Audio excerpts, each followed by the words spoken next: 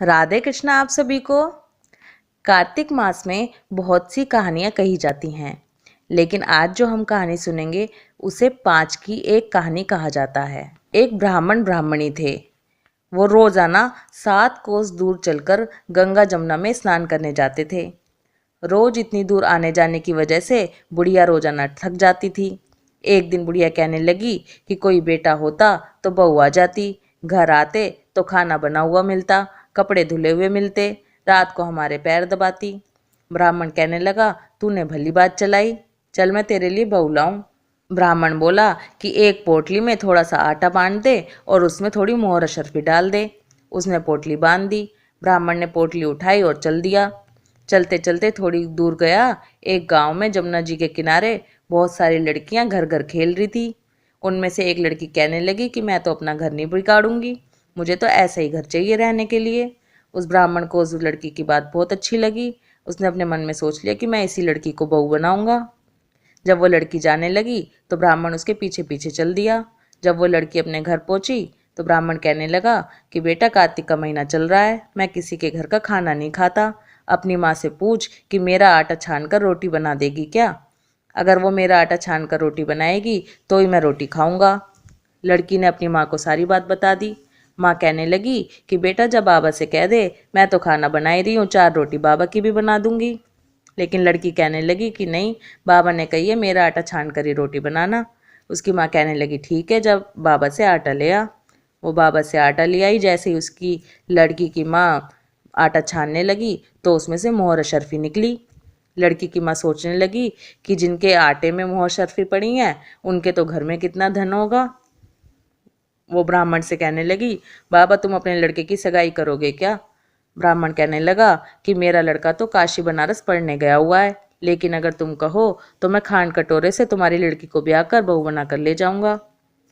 लड़की की माँ ने कहा ठीक है, और वो बाबा बहू को ब्याह कर घर ले गया।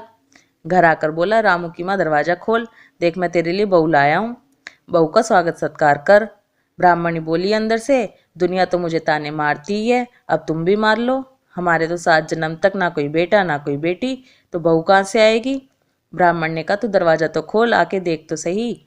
ब्राह्मणी ने दरवाजा खोला तो सामने बहू खड़ी थी। ब्राह्मणी ने बहू का आदर सत्कार किया, उसे घर के अंदर लेके गई।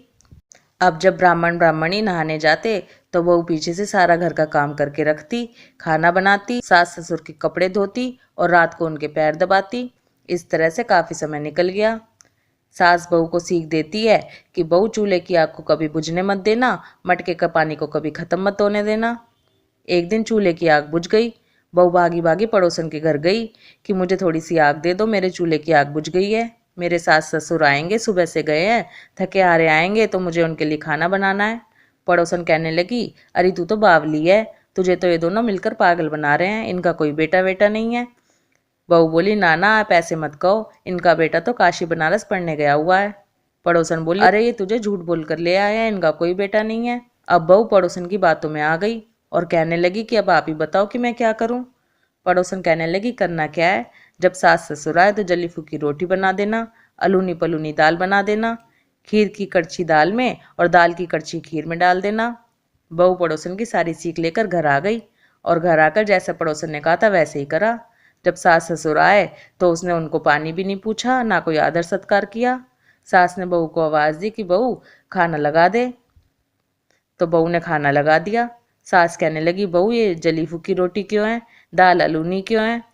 तो बहू ने पलट कर जवाब दिया कि आज तो ऐसा ही खाना खाओ सासू जी, एक दिन ऐसा खाना खाओगी तो कुछ ना बिगड़ जाएगा, मुझे तो जीवन भर ऐसे ही अनूठी रहना है। अब बहू की बातें सुनकर सास बोली कि आज तो बहू ने अच्छी सीख नहीं ली कहीं से।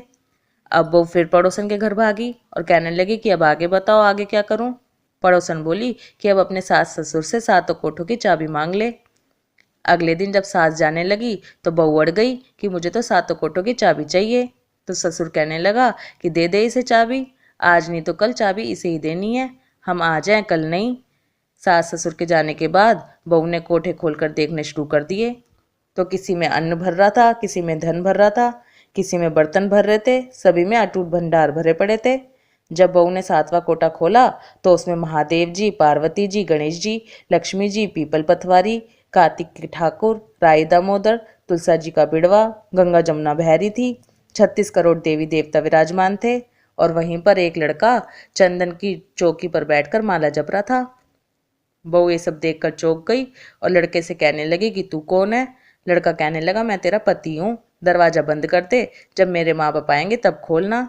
सारा नज़ारा देखकर लड़की तो बहुत खुश हो गई, खुशी से पागल हो गई, नाचने फिरने लगी, 16 श्रृंगार करे, सुंदर कपड़े पहने, सास ससुर का इंतजार करने लगी। उनके लिए 36 प्रकार के भोजन बनाए। सास ससुर जब आए तो उनका बहुत आदर सत्कार किया बहू ने, उनके कपड़े धोए, उनके पैर दबाए। सास के पैर दबाते दबाते बहू कहने लगी, माँ जी आप इतनी दूर 12 कोस चल के नहाने क्यों जाती हो, आप घर में ही क्यों नहीं स्नान कर लेती, आप इतना थक जाती हो। तो बहू की बात सुन के सास कहने लगी कि बेटा गंगा जमुना भी कहीं घर में बहा करती हैं। बहू बोली, हाँ माँ जी बहती हैं, चलो मैं दिखाऊं आपको। उसने 7वां कोठा खोला, खोल कर देखा तो उसमें गणेश जी, लक्ष्मी जी, महादेव जी, पार्वती जी पीपल पतवारी माता लहरा रही हैं, तुलसा जी लहरा रही हैं, कार्तिक के ठाकुर, राई दामोदर, गंगा जमुना बह रही हैं, 36 करोड़ देवी देवता विराजमान है और वहीं पे चंदन की चौकी पे एक लड़का माला जप रहा है। माँ ने कहा कि तू कौन है। लड़का बोला, माँ मैं तेरा बेटा हूँ। बुढ़िया बोली, तू कहाँ से आया। लड़के ने कहा, मुझे कार्तिक के देवता ने भेजा है। बुढ़िया कहने लगी, बेटा ये दुनिया कैसे जानेगी, कैसे जानेगा मेरे घर का धनी, क्या जानेगी मेरी दौरानी जिठानी, क्या जानेगा मेरा अगल बगल और पड़ोस कि तू मेरा बेटा है। बुढ़िया ने पंडितों की सलाह ली तो पंडित बोले कि एक किनारे पे बहू बेटे खड़े हो जाएं और दूसरे किनारे पे बुढ़िया खड़ी हो जाए। बुढ़िया ने चमड़े की ब्लाउज पहनी हो, छाती में से दूध की धार निकले, बेटे की दाढ़ी मूछ भीग जाए, पवन पानी से गठजोड़ा बंध जाए, तो तब मानेंगे कि ये बुढ़िया का ही बेटा है। बुढ़िया ने ऐसे ही करा। एक किनारे पे बुढ़िया खड़ी हो गई, दूसरे किनारे पे बहू बेटे खड़े हो गए। बुढ़िया की चाम की ब्लाउज फट गई, छाती में से दूध की धार निकली, बेटे के दाढ़ी मूछ भीग गए, पवन पानी से बहू बेटे का गठजोड़ा बंध गया। ब्राह्मण ब्राह्मणी की खुशी का कोई ठिकाना नहीं रहा, बहुत खुश हुए। हे कार्तिक के ठाकुर, हे राय दामोदर भगवान, हे 36 करोड़ देवी देवता, जैसे उनके घर में खुशियाँ आई ऐसे ही सबके घर में खुशियाँ आए। कहानी कहते सुनते हुंकारा भरते सबके घर में खुशियाँ आए। बोलो कार्तिक के देवता की जय। राधे कृष्णा।